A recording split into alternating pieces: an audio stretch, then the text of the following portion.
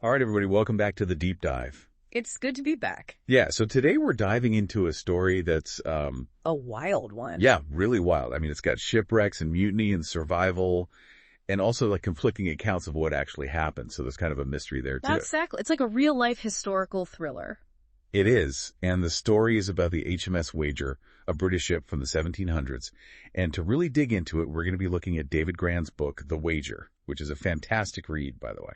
Couldn't agree more. Grann is such a talented storyteller. Absolutely. So before we get into the nitty-gritty, I think it helps to set the scene a bit. Yeah, for sure. So we're talking about the 1740s, a time when like the British and the Spanish empires were kind of locked in this huge global rivalry. Yeah, it was like a constant power struggle over territories and trade routes and, bragging rights, I guess. Right, like a big game of Risk, but with real consequences. Definitely. So into this world of imperial competition sails the HMS Wager. And it wasn't just on a pleasure cruise or anything, right? Oh no, this was a serious mission. They were sent to basically intercept and plunder Spanish treasure ships. So like pirates with a royal seal of approval? Pretty much. And on top of that, they were also supposed to scout out potential weak spots along the coast of Chile, in case the British wanted to launch an attack. Wow, so high stakes stuff. Yeah, definitely a lot riding on this one voyage. And as we know from the title of Grant's book and, just the whole premise of this deep dive, things didn't exactly go according to plan. No, they did not. The Wager ended up shipwrecked on a desolate island off the coast of Patagonia. Patagonia, that's like the bottom of the world, right? Yeah, pretty much a harsh, unforgiving environment and incredibly isolated. So let's talk about the shipwreck itself. I mean, what exactly led to this disaster? Well, the short version is a series of unfortunate events. I mean, first, they ran into some seriously bad weather. Like storms and stuff. Oh, yeah. Fierce storms that tossed the ship around like a toy boat. Yeah. Then they had some navigational errors. You mean they got lost? Well, they were in uncharted waters, and their maps weren't exactly precise, so yeah, they got off course. And to make matters worse, they hit a reef, which tore a hole in the hull. So they were basically doomed at that point, right? It was looking pretty grim. The ship was sinking fast, and they were miles from any kind of help. So what happened next? I mean, how did anyone survive? It's a remarkable story of survival against all odds. So, picture this. The crew manages to scramble ashore this desolate island, battered and bruised with barely any supplies. Not exactly a tropical paradise, huh? No, not at all. More like a freezing rocky wasteland with no sign of civilization. And how many people were we talking about? About 140 men initially made it to shore. Wow, so they're stranded on this island with no way to contact the outside world, right? Exactly. And what follows is a grueling 283-day ordeal as castaways. 283 days. That's almost a year. It is. And those days were filled with hardship, hunger, disease, constant fear. I mean, imagine the psychological toll of that. I can't even imagine. So let's talk about some of the challenges they faced. Like you mentioned, disease. Was that a big problem? Oh, it was huge. Scurvy was rampant due to the lack of fresh food and vitamin C. Scurvy, isn't that just like a bad cold or something? Yeah. Scurvy is much more serious than that. It's a debilitating disease that causes your gums to swell and bleed your teeth to loosen. You become incredibly wet, and eventually you can die from it.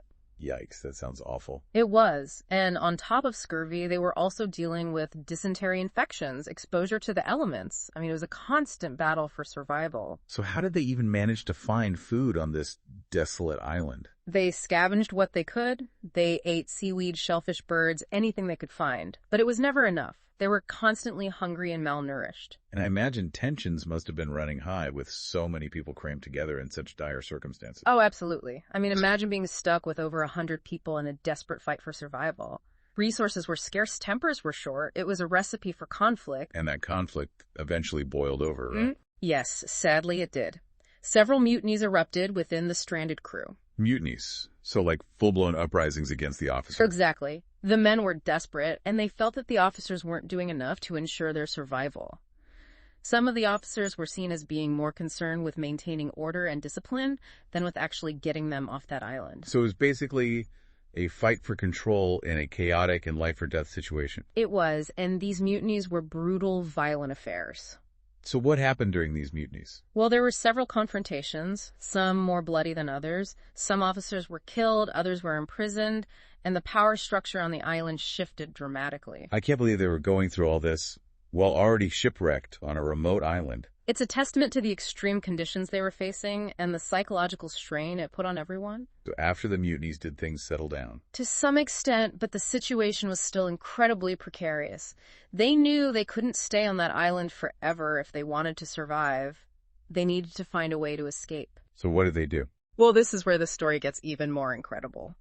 Incredibly, a group of about 30 survivors managed to build a makeshift boat from the wreckage of the Wager. A makeshift boat? You mean like a raft or something? It was more than a raft. They actually managed to construct a small sloop, which is a type of sailboat. They used whatever materials they could salvage from the wreckage. It's amazing. I can't even imagine trying to build a boat from scratch in those conditions. It was a remarkable feat of engineering and determination, especially considering they were starving and exhausted and had limited tools. So they built this boat and then just set sail into the unknown. Pretty much, they were desperate to escape that island and willing to risk everything for a chance at survival. And where were they even headed? Did they have a destination in mind?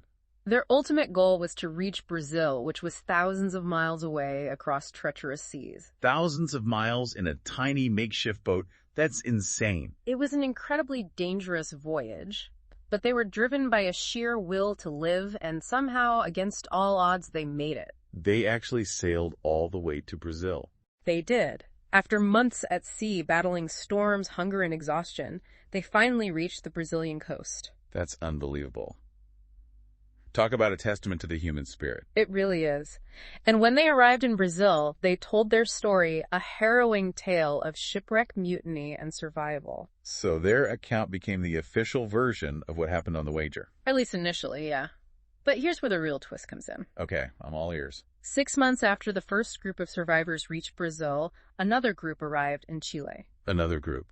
From the Wager? Yes, from the same shipwreck, and they had a very different story to tell. Oh, wow, so now we have conflicting accounts of what happened. Exactly. And these weren't just minor discrepancies, their versions of events were radically different. Like how so? Well, for example, the first group claimed that the captain of the Wager was a tyrant who abused his crew and drove them to mutiny. Okay. But the second group defended the captain, saying he was a fair and capable leader who did his best in impossible circumstances. So who was telling the truth?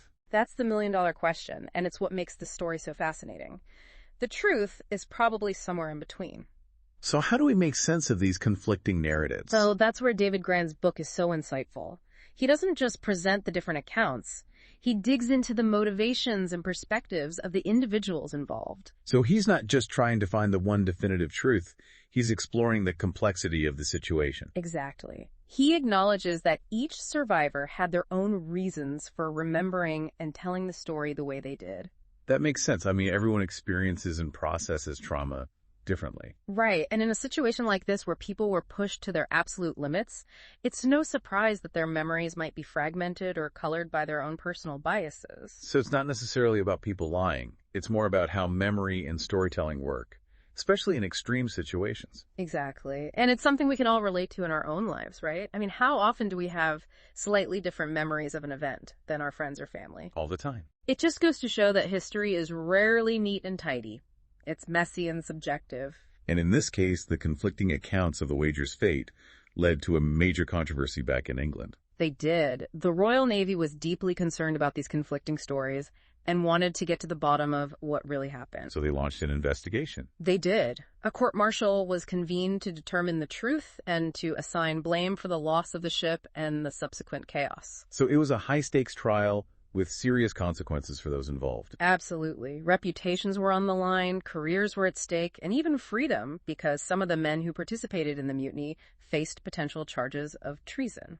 Wow. So this whole shipwreck saga became a national scandal. It did. It gripped the public imagination and raised questions about leadership accountability and the nature of truth itself. So what was the outcome of the court-martial? Well, it's a long and complicated story, but in the end, a few of the mutineers were found guilty and punished. But the captain was cleared. The captain's reputation was somewhat tarnished, but ultimately, he was not held responsible for the loss of the ship. So the court-martial provided some answers, but it didn't really resolve all the mysteries surrounding the Wager. No, it didn't. And in a way, that's what makes this story so enduring. It's a reminder that history is often open to interpretation. And that there are always multiple sides to every story. Exactly. And beyond the drama of the shipwreck and the mutiny, The story of the Wager also offers some interesting insights into the British Empire at the time. Oh, how so? Well, for starters, the Wager's mission itself was part of this larger pattern of imperial aggression. Like the British trying to assert their dominance on the world stage. Exactly. They were constantly seeking ways to expand their territory and their wealth, and sometimes that meant resorting to pretty ruthless tactics. So the Wager's mission to plunder Spanish ships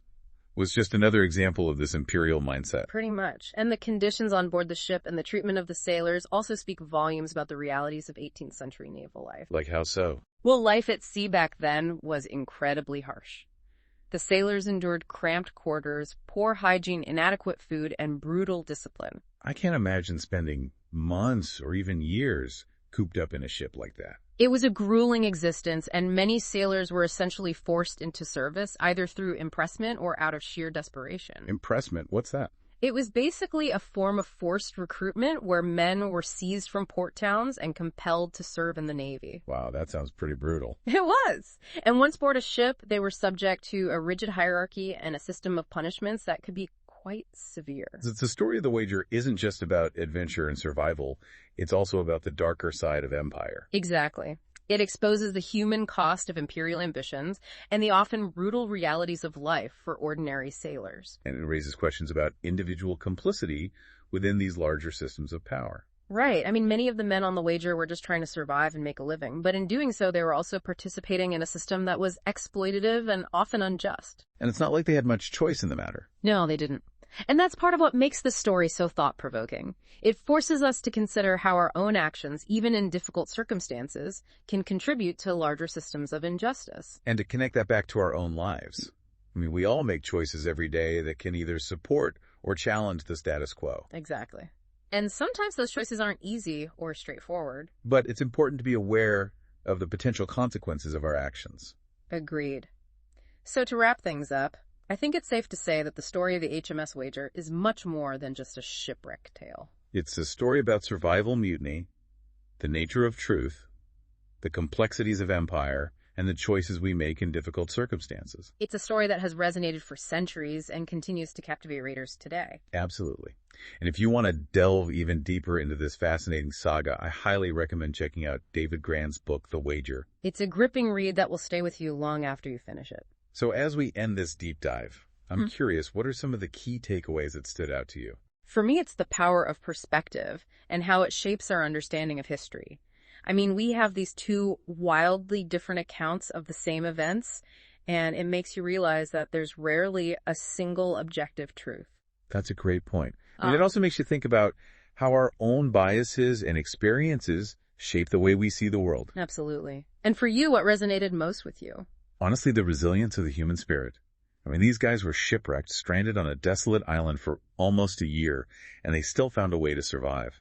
They built a boat from scratch and sailed thousands of miles to safety.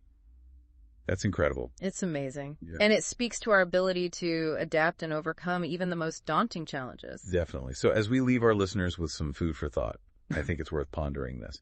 If you were in the shoes of the Wager's crew, who'd you have believed?